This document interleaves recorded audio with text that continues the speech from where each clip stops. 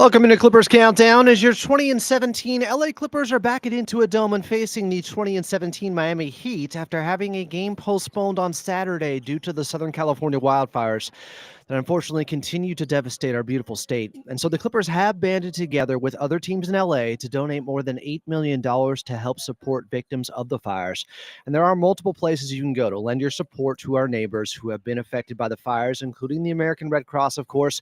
You can also donate at supportlafd.org or fanatics.com/LA Strong, where you can purchase limited items that will support communities and those in need.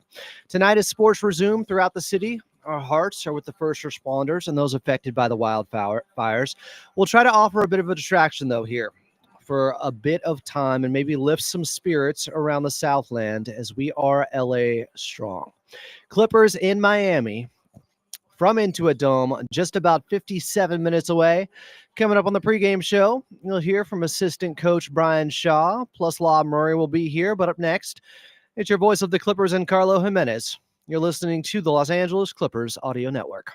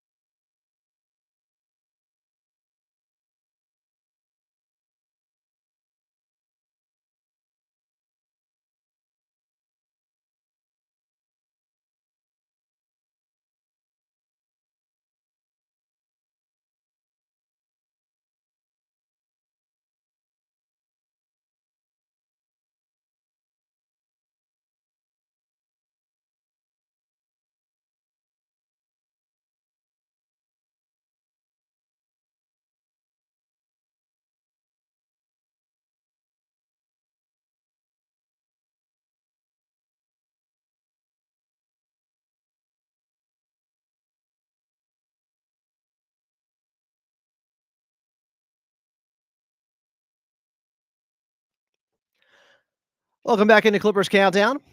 I'm Adam Osland. Tip-off from Intuit Dome between your Los Angeles Clippers and the Miami Heat is just about 55 minutes away. Coming up, you're going to hear from assistant coach Brian Shaw. But let's bring in Carlo Jimenez from Intuit Dome. Carlo, my friend, good to see you here. How we doing?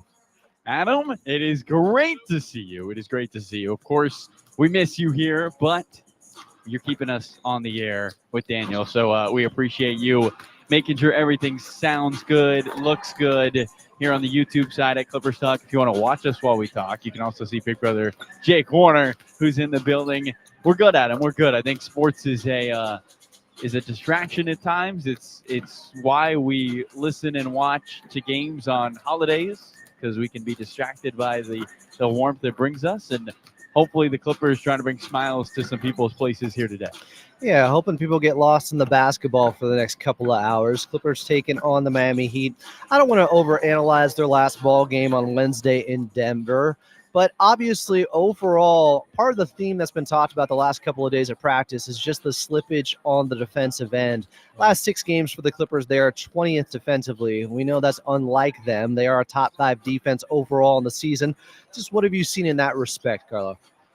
It's a good question, Adam, because I think honestly, the starts of games, teams have gotten much better looks offensively than we've seen them do all along. Ty Lue spoke about this pregame, but he mentioned that this is a Clipper team that has started strong defensively in a lot of games this year. And the big reason he feels like they aren't playing as well defensively, Adam, is they're giving too much space to ball handlers. He says, if we're going to switch off ball, if we're going to continue to find ways to muck things up away from the basketball so teams can't get guys open off screens, well, then we have to pressure the ball handler so they can't dissect the offense when they're making passes or trying to make reads. Ty felt like they need to be an arm's reach closer to their defenders. That was his big takeaway. I'm going to go get and agree with the head coach on this one, Adam. I'll defer to him when it comes to basketball knowledge. But I would agree with that assessment. And when we think back to the games we've seen, I don't know if the ball pressure necessarily has been there. Now, the Clippers have been very active this season in the passing lanes. That's why their steals per game are one of the highest they've had in franchise history. But there is something to not only being active in the passing lanes, but disrupting the guy with the basketball. Yeah, something else that I've noticed the last 15 games now, they haven't been the same rebounding team out there. They've basically been, throughout most of the season, a top 5 rebounding team by rebounding percentage. Now they've been dropping to a bottom 5 team. So a drastic swing there in the rebounding department. And this is a team that we talked about coming into the season. Maybe they don't have the personnel with a lot of small guys out there to consistently win the battle of the boards. And it's starting to, unfortunately, rear its ugly head as of late. And it's all about effort when it comes to the rebounding part of this team, Adam. We saw them be the scrappier team. When they were the underdogs, when they were the true underdogs to start this season, it felt like they took pride in winning that rebounding battle because they understood that every single possession mattered. Now, as this team has continued to succeed, they've understood that maybe their room for error is a little greater, I think, than we all would have assumed coming into this season. And we see them take their foot off the gas a little bit on the rebounding. What's interesting for me is I don't think rebounding with this group, Adam, has much to do with, we're not a very tall team. I think it has more to do with how much do you want it? And that's what B. Shaw has talked about with us in interviews. He said, look, we just have to want the basketball more than the other team. It's heart over height with this group. And you'd love to see them get back to that aggressiveness on the glass, especially, Adam, and we can talk about this now if we want to, but Miami is undefeated when they win the battle of the boards. They are one of 2 teams undefeated in the NBA when they win the rebounding battle. So you want to talk about a game that matters to win the rebounding battle? It might be a good time to kick it up in high gear tonight. Of course, it does help to have the board man. The board man gets paid. Yes, he does. And he is back. This will be his 3rd game so far this season with the Clippers. Overall, just a higher level of excitement, I think, from Clipper Nation, just knowing they're going to see Kawhi Leonard once again tonight. Man, and when Ty Lue says in his press conference that he's looked better in practice than he's looked in the games, I got goosebumps in there, Adam. I got goosebumps. I'm so excited to watch the Claw go to work when we're going to tell you all about it here. What I think comes down to for Kawhi Leonard is just the comfort of playing with this current group. I mean, you have to think about it. For Kawhi, this is preseason. He's still trying to figure out, what does Chris Dunn like to do off the ball? How does Derrick Jones Jr. throw him a pass? Where's Ivica Zubac's trying to find him in the short roll with this group out there and the type of shooters they put out on the floor? Norman Powell now a starter next to him on the offensive side of the basketball. Leonard is learning as much about his teammates as they are learning about how to play with him with this current group and how Lawrence Frank has set up shout out Lawrence Frank, Trent Wren, Mark Hughes. This group that they have put together here, Adam, a lot of people had them 3rd to last in the Western Conference, and we're sitting here at 7th right now. The Clippers have lost 4 of 5, and they're still a spot out of the play-in. It's really exceptional work by that front office, and you get Kawhi Leonard back, and it's just so exciting. And I think there's that added pressure of we want to keep a good thing going, and Kawhi has been a little timid trying to connect with his teammates so far. Yeah, it'd be interesting to see his level of aggressiveness out there on the offensive end tonight. We still haven't seen a patented mid-range jumper from Kawhi fall. Maybe tonight's the night. Clippers back at home at Intuit Dome, taking on the Miami Heat. Tip-off is just about 51 minutes away. Carlo mentioned him a little bit earlier, but coming up next, he's got his one-on-one conversation with assistant coach Brian Shaw. You're listening to Clippers Countdown right here on the Los Angeles Clippers Audio Network.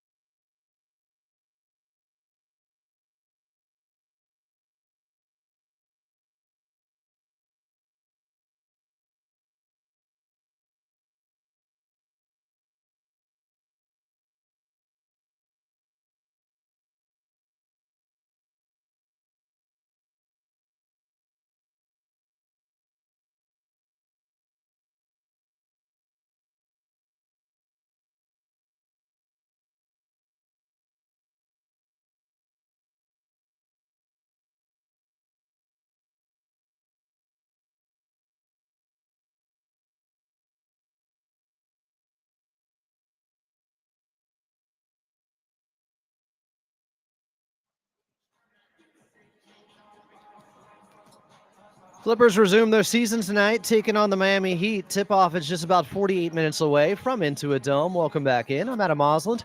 Still to come, we're going to go back in time in Clippers Rewind. But first, let's head back over to your radio voice of the Clippers in Carlo Jimenez. Thanks so much, Adam. Here with assistant coach Brian Shaw before the Clippers take on the Miami Heat.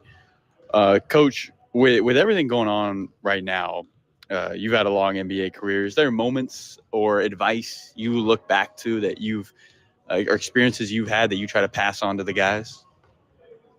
Yeah, I mean every experience is different, and you don't ever want to appear to be insensitive, to those that were affected in whatever situation. In this situation, it's the fires. You don't want to be insensitive, about the plight that a lot of people are dealing with and going through. Um, but at the same time, you can look at it as, in these times, providing some entertainment through competition is something that maybe can lift someone's spirit as well. And so, it's like Thanksgiving and Christmas. Most people get to sit around and have feasts and watch TV and watch games, and who's playing those games while everybody else is, Yeah. enjoying these meals are the players that they go out and provide that entertainment on those days. So we feel it. We have a heavy heart and we feel it. And at the same time, we want to uplift people in the community by going out and putting on a good show. When you look at this upcoming schedule, you guys play 7 of your next 8 here at home. The team's talked about getting back to a defensive identity and getting back to being a great rebounding team. How can being at home for a consistent amount of time help you guys? Well, I think everybody feels a little bit more comfortable being at home, sleeping in their own bed, and the routine that they become accustomed to. Not just being at home, but it also has afforded us the opportunity to have a couple of really, really good, intense practices, which, during the season, you kind of lose, and that leads to slippage in a lot of different areas. So that's what we're hoping to do. We went back kind of to the basics and the fundamentals of our defense and how we were flying around earlier in the season, and just tried to identify those areas where we kind of like I said, have suffered some slippage, and make necessary corrections, and just feed off of being at home and being in a familiar setting. And last one for you, Coach. You got a chance to play in Miami early in the franchise's history. What do you remember about your time in Miami? Well, I remember I was single and I was young, and Miami was very different than it is now. But I had played my first 3 years in Boston, and after having been, born and raised in California, so going to Boston was the first time that I was really like experienced being in the cold. And I remember, the first practices and the first games when I got traded to Miami, and how easy it was for me to get loose and get ready for the games because of the temperature, and what have you. And then obviously no state tax in Florida. Not bad. So there were a lot of benefits. Here, a lot of times when the game's over, it's hard to find somewhere to go and eat because things close pretty early. Whereas in Miami, stuff stayed open all night. So I have good memories, and I wouldn't trade them for anything in the world. Thank you so much, Bisha. All right, thanks. Carlo Jimenez there pregame with assistant coach Brian Shaw. Clippers back at home at Intuit Dome, taking on the Miami Heat. Tip-off is just about 45 minutes away. Coming up, we'll go back in time and Clippers Rewind right here on the Los Angeles Clippers Audio Network.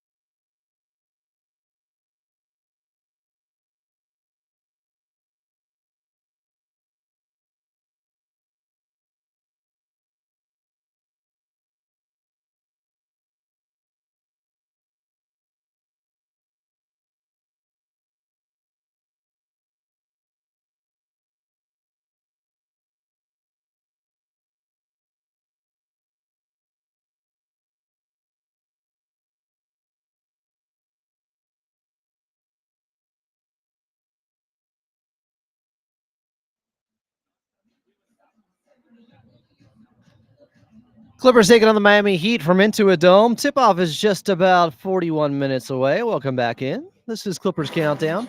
I'm Adam Osland. Still to come here on the official pregame show of your Los Angeles Clippers. We'll hear from Law Murray of The Athletic. But first, we're going back in time in Clippers Rewind back to January 14th of 2005. So almost 20 years ago to the day. In theaters at the time, you had Clint Eastwood's Academy Award-winning $1 Million Baby, and also out at the time, the Razzie Award-winning Elektra, a spinoff of the bad Ben Affleck Daredevil movie with Jennifer Garner. On the radio was Mario's Let Me Love You, and the Clippers were tied at home back at Staples Center against Shaq D. Wade and the Miami Heat. The Clippers will have the basketball. They put 2.7 seconds on the clock. Both teams are out of timeout. Tied at 112. 20,000 fans are standing. Martin McCrew first, see if Simmons doesn't follow.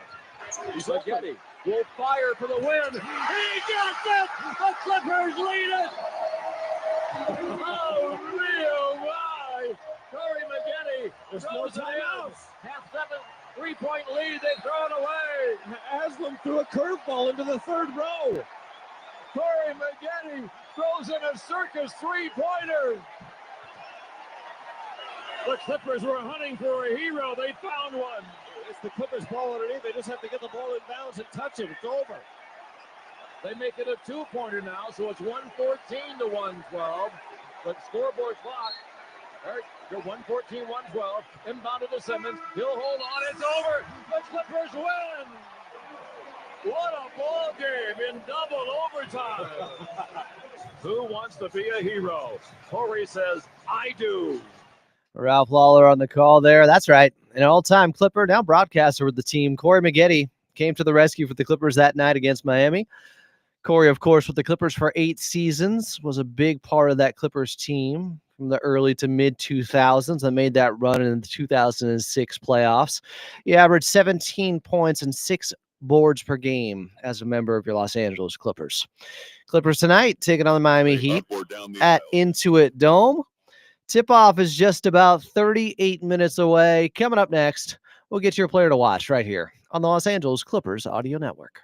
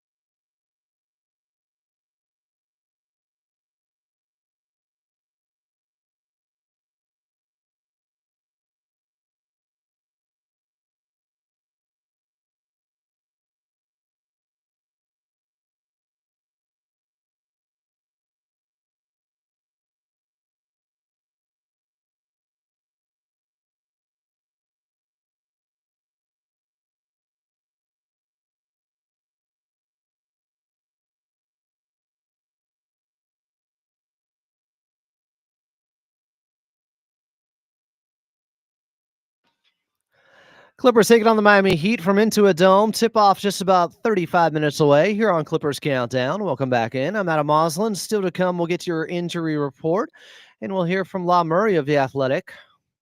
But before any of that... This is LA Clippers basketball. Watching this guy play right now is really something. Players to watch. Who else but the Claw? I got to be watching Kawhi Leonard in just his third game of the season. Hasn't eclipsed 21 minutes yet. He's been on a minutes restriction.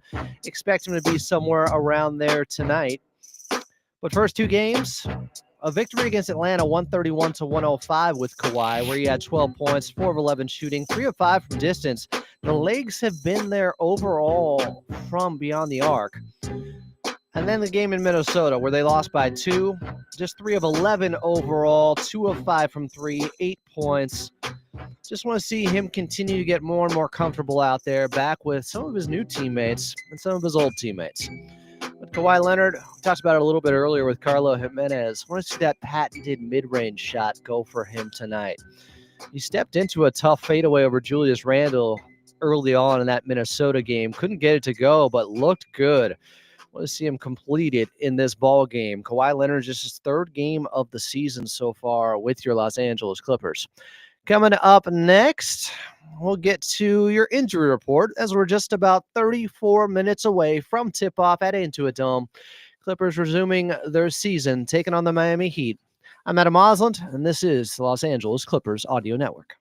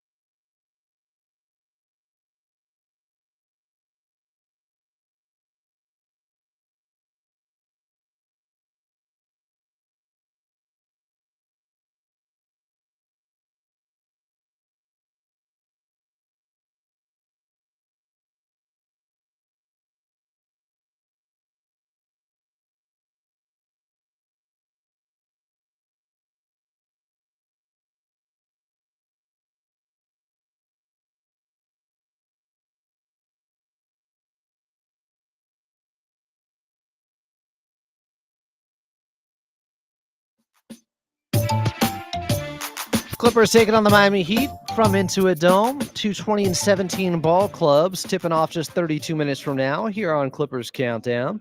Coming up, we got Law Murray of The Athletic. But while we have a moment, let's pause 10 seconds for station identification here on Los Angeles Clippers Audio Network. LA Clippers basketball. AM 570 KLAC Los Angeles, 98.7 KYSR HD2 Los Angeles, and iHeartRadio.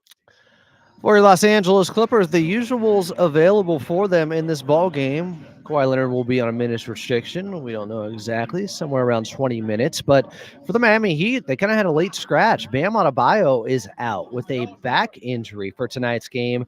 Josh Richardson's out for them as well. So they're down a couple of key pieces in this one. Of course, no Jimmy Butler, who has been suspended by the team. They are shopping him, looking to make a trade. We'll see if that happens anytime soon. Clippers take it on the Miami Heat. Tip-off just 30 minutes away. Coming up next in our Media Roundtable segment, I'll be joined by Law Murray of The Athletic right here on the Los Angeles Clippers Audio Network.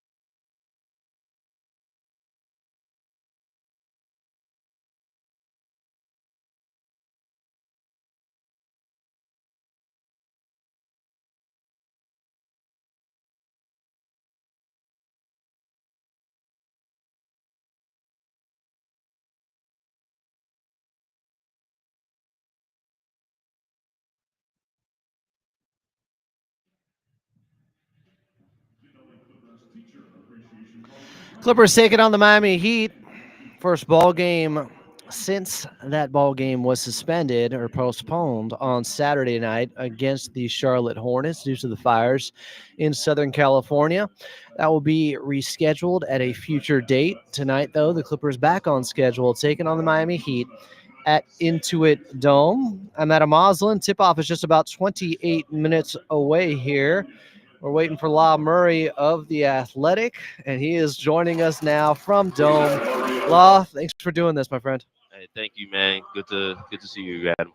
Yeah, how things been for you? And I know you reported and put the press release out there for the Clippers banding together with 12 teams in Southern California to try to help out with the relief efforts.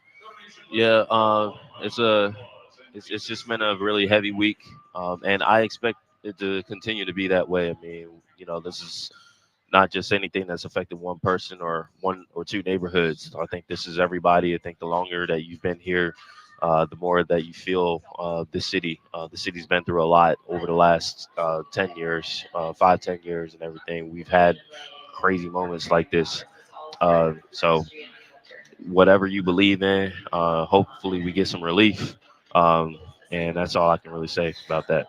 And maybe a little bit of a diversion and bringing a smile to some people's faces tonight. Just something else to focus on for a couple of hours with this basketball game. Clippers taking on the Miami Heat here. Before we get to tonight's game and Miami being without Bam Adebayo, this Clippers team defensively has had some real slippage the last 6 games. They're about 20th in defensive rating. What have you noticed that has just kind of fallen off a cliff with them on that end right now, Law? Honestly, I look at this team and I feel like the rebounding has really kind of propped them up. Like the defense is not as good as I thought it would be. if I'm being real about it. I think there are times when they get and execute at an extremely high level on defense, but there have been times where there's just too many breakdowns. There are too many lineups that don't really work. Um, and I feel like they take Vince Zubas for granted, even because some of the worst rebounding has come with Zoo on the floor. It's almost like they have the urgency and focus that they need to be great rebounding the basketball when Zoo is off the floor, and then when Zoo's on the floor, it's Zoo or bust when it comes to getting boards. They just need to lock back in, and it starts tonight, but it can't just be a one game thing. They have to just be better. I think they've been really good at forcing turnovers, but sometimes that has come with some fouling. I think the worst thing that happened in Denver when I was there in Denver, and Chris Dunn gets in foul trouble. Derrick Jones Jr. gets in foul trouble. Both of those guys are out the game within 5 minutes, and then the group of guys that were on the floor for the rest of that first quarter didn't really play with much resistance. So you have to be smart when you're being aggressive, and they have to be consistently locked in, and they just have to, you know, get back to guys not taking games over. Anthony Edwards took that game over in Minnesota. I was there for that. Um, they lose focus at the end of quarters, at the end of halves. Even the Hawks game when we were last year at Intuit Dome, you saw what 14-0 run in the first quarter, 7-0 run in the second quarter. So the Clippers, they had the personnel to be really good, and at times they can be really good. But I feel like the energy, defense is so much about energy and togetherness, and I think they're calling themselves out, and it can't just be a one-game thing. They need to put a string of games together where they are consistently better on that end of the floor. Coach Lou said he'd rotate Derrick Jones Jr. and Chris Dunn in the starting lineup depending on the matchup, but this is the third straight game now with Chris Dunn still in the starting lineup. Are you a little bit surprised by that, or is there a matchup coming up where we will see Derrick Jones back in there? I'm not surprised by it, and I think the Heat are another one of those teams that, T. Lue kind of identifies as they're a ball pressure team, and the Heat are smart about their ball pressure. I don't think they've been as good this year forcing turnovers as in years past, but they're elite at defending without fouling, and they still get steals. And I'm wondering how that goes with Jimmy Butler not being there. Like Jimmy is still very good, and the Heat, they've been able to perform well without him. I'm not sure how that situation is going to be resolved. I think if anyone was paying attention this offseason, they can't be surprised that it got to this point. But I think with the Clippers, it's just a matter of they're so bad at taking care of the basketball. Like, they're really, really bad at it. So that's why Chris is out there.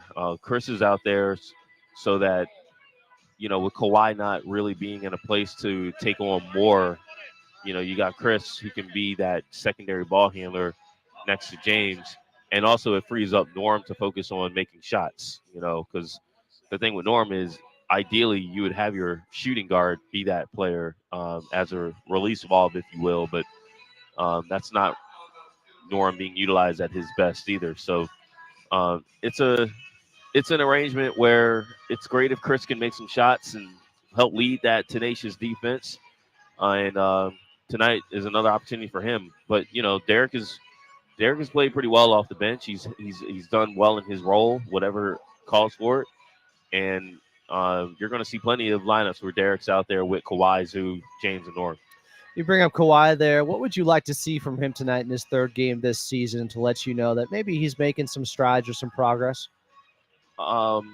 He's got to make shots inside the arc. I think he's been really good shooting the three. That's been very good to see. He doesn't have anything inside the arc right now. I think the only shots he's made inside the arc, he had a tough drive in the third quarter against the Hawks, got 2 feet in the paint, hit the floor, got a bucket that way, and then he did a nice job of following up a fast break, second chance opportunity in Minnesota in the first quarter. But Kawhi has not been able to get to the line consistently. He hasn't hit a single mid-range shot yet. He doesn't have a dunk yet. He's had a lot of misses on shots where you would think eventually he's going to make those shots. So I like his process. I think everyone understands that he's, this is the other side of the ramp up. Like we've heard, obviously it's a lot different when the ramp up is you're not seeing him play. You're just knowing that he's in practice. I mean, now he's playing games. That's cool. But he's got to, I think the key word is progress. He's just got to, if we can see him get to his spots comfortably, make those mid-range shots, have that efficiency that we know that he has shown in the past, I think that's the best sign. But I think more importantly to the team winning a game, he needs to be in the right spots defensively. He needs to show that he won't be a liability out there. It didn't matter against the Hawks, but the Timberwolves were happy to see Kawhi, and he needs to be be airtight on that end. I was going through some of the offensive numbers and just splitting up the season, the 37 games so far into sections, first 12 games, second 12 games, last 13 games. And, the first 12 games of the season, they're 17th on the offensive end. The last 13 games, they're about 25th on the offensive end. Is there anything process-wise that you see that has changed with them getting even worse on the offensive end as the season has gone along? I think with the Clippers, so many guys are in shooting slumps right now. We know what the constant is. It's the turnovers. They've been bad turning the ball over to begin the season, to progress in the season. They don't turn they turn the ball over too much. But at least there was a spot in November going into December where you knew that if they took care of the basketball, they were going to get great shots every time. They're not doing a great job of getting shots, and guys are going through major slumps. So it would be nice to see if Ivica Zubac get more involved. Bam Adebayo is not playing tonight. Kevin Love is starting, and Kevin Love didn't even play in Portland in their last game. So I think it would be nice to have Zoo be able to get more touches. But so much of Zoo getting touches is the process of the offense. So James controls a lot of that. James is taking a lot of shots. The ball is in his hands. James has to be better in that regard. Like so much of the offense needing to be better or worse, or when it works, James is the straw that stirs the drink. He's the barometer. When James is on, the Clippers look amazing, and when James is turning the ball over, missing shots, and not being able to get to his spots, the team looks terrible. And this Miami Heat team, the way they defend, they take the pick and roll away. They are good isolation defenders. Don't sure how that's going to hold up with Jimmy and Bam being out, but this Heat team is incredibly vulnerable in the post.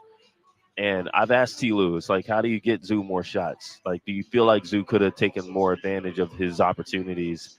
I mean, he's not getting a lot of opportunities, but T. Lou doesn't go out there saying we need 15 shots for Ivica Zubac.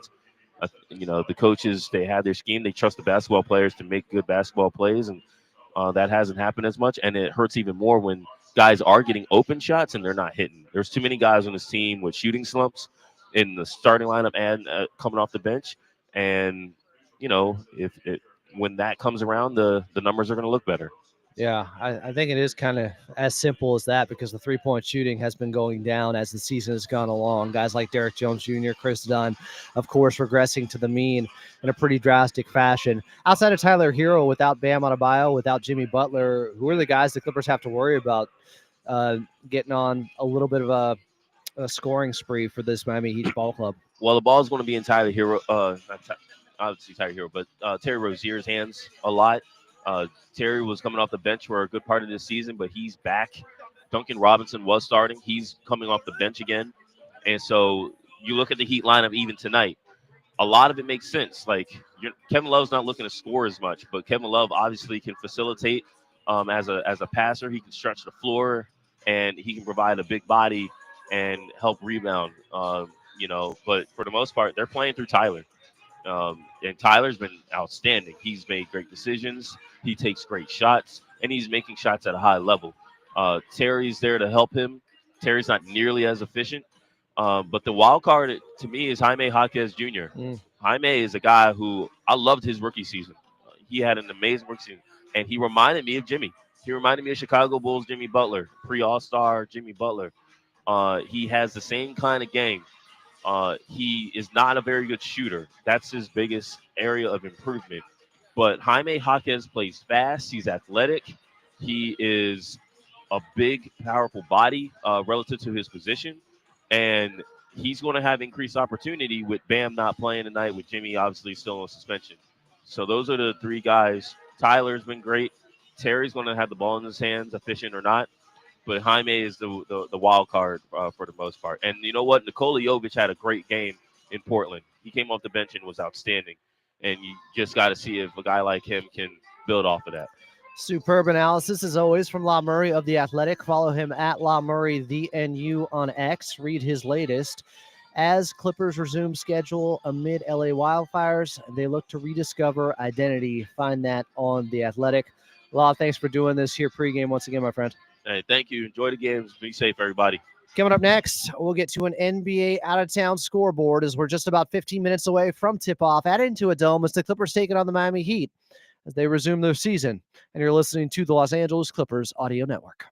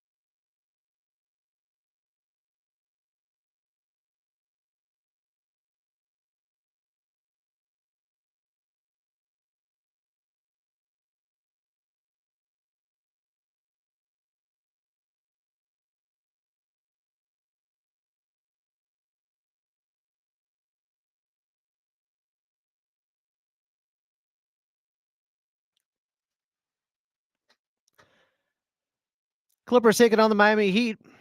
Back at Intuit Dome. Tip-off just about 13 minutes away. I'm Adam Osland. This is the official pregame show of your Los Angeles Clippers. It's Clippers Countdown. Coming up, we'll get back to Carlo Jimenez. But first, let's get to your drive around the league, brought to you by Toyota's electrified lineup, including hybrids, plug-in hybrids, all electrics, and even fuel cell electric vehicles. So you can choose exactly the type you need for your lifestyle. We make it easy. Earlier in Toronto, Raptors were just 9-31, took down the Golden State Warriors 104-101. Scotty Too Hottie Barnes had 23, 8 and 6 assists. Seth Curry with 26 in the loss. The Pistons would win in New York over the Knicks 124-119. Pistons a couple of games over 500 now. Cade Cunningham had 36 points in the win. Jalen Brunson, 31 and 11 assists in defeat. One more for you. Minnesota Timberwolves, thanks to 41 points from Anthony Edwards, who has been streaking with the scoring lately. Clippers know about that. 120-106 victory for the T-Wolves in D.C. over the Washington Wizards. Kyle Kuzma with 22 points in the loss. Clippers have lost 4 of 5. Just 2-4 over their last 6 games, trying to get back to that defensive identity. We'll talk more about it coming up next from Intuit Dome with Carlo Jimenez. Clippers and Miami Heat tonight. Tip off 12 minutes away, and you're listening to the Los Angeles Clippers Audio Network.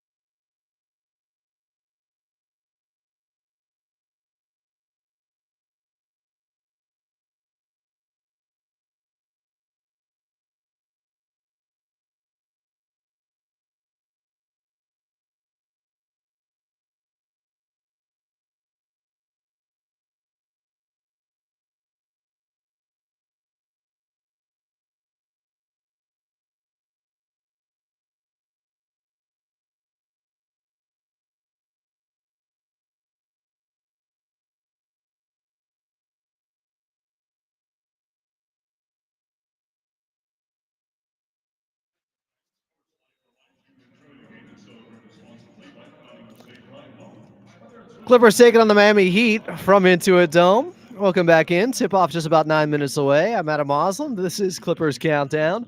Coming up, we'll get to your keys to victory, but back to Carlo Jimenez from the Dome. The Dome is home. I'm in Burbank tonight and on Wednesday, though. Carlo, this team, they got to get back to playing Clippers basketball. They are a top 5 defense on the season, but we talked about it early on. It's kind of been the storyline with this team. Last 6 games, 20th defensively. That is unlike them. I expect them to come out and just set more of a tone tonight against this Miami Heat team, who are very good defensively. In fact, without Jimmy Butler, they're even better on that end. Now, without Bam Adebayo as they are tonight, they can struggle, but it's almost a mirror match in some ways with 2 different defensive cultures out there tonight.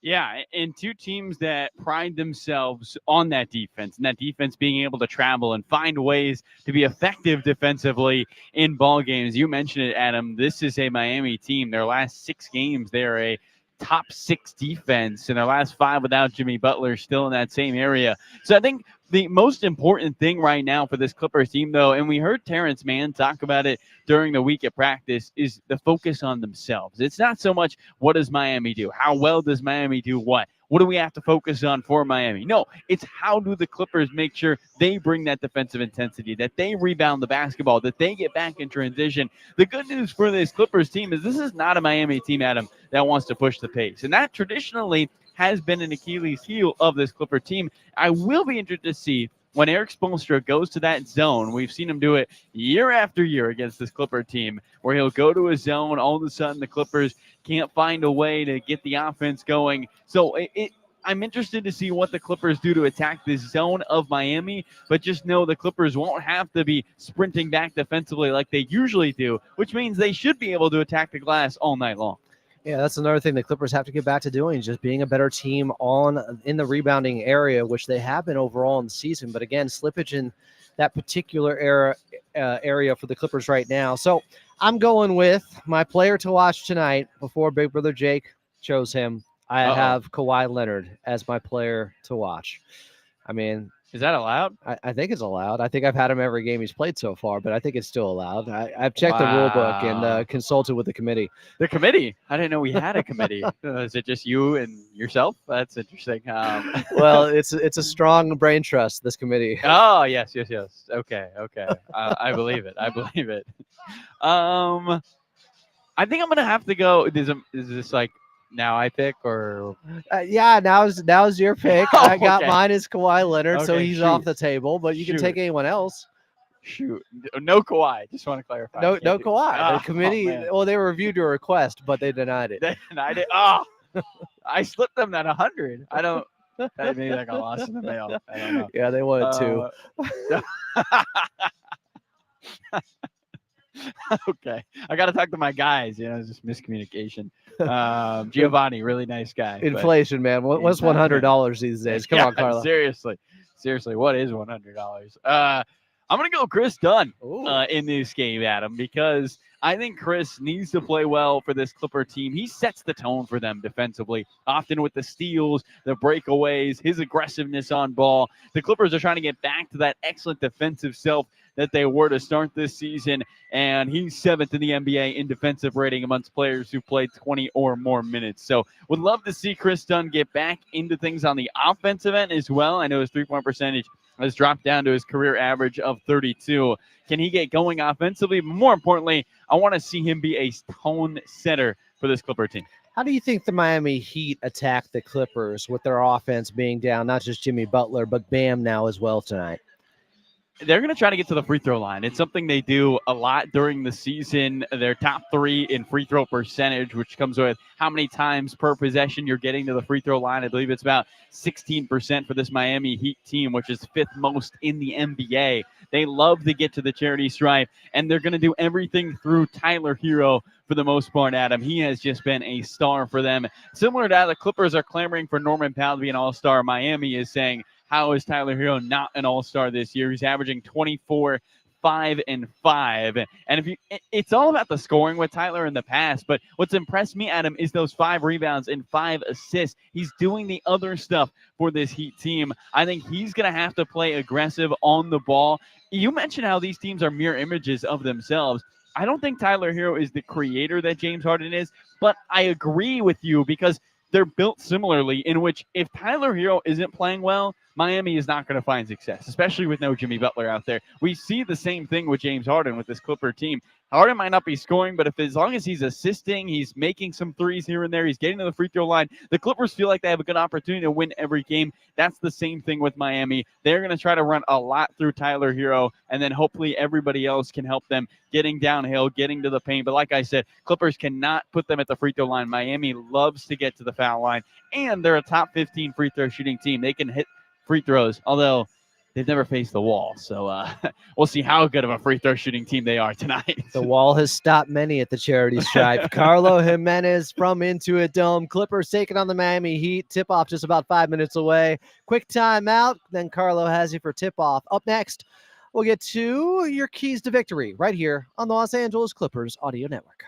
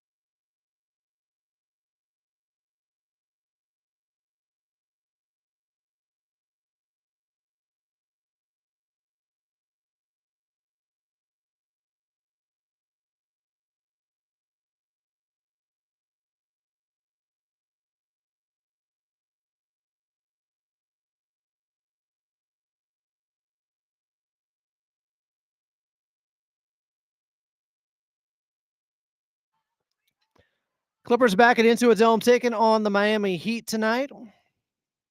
Let's get your keys to victory brought to you by Prize Picks. Download the app today and use code KLAC to get $50 instantly after you play your first $5 lineup.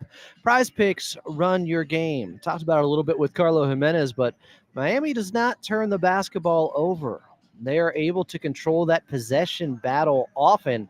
Clippers have to meet them there. We know they have had their issues, turning the ball over 16 times a game so far this season. They simply have to be more mindful of that and take care of the basketball, and also take the first good shot you get, because against Miami's defense, that's likely going to be the best shot you get that possession, because they are stout out there. They are a very good defensive ball club, just like your Los Angeles Clippers, who are trying to get back to playing good defense tonight. Clippers and Heat tip-off coming up next with Carlo Jimenez on the call from Intuit Dome, and you're listening to the Los Angeles Clippers Audio Network.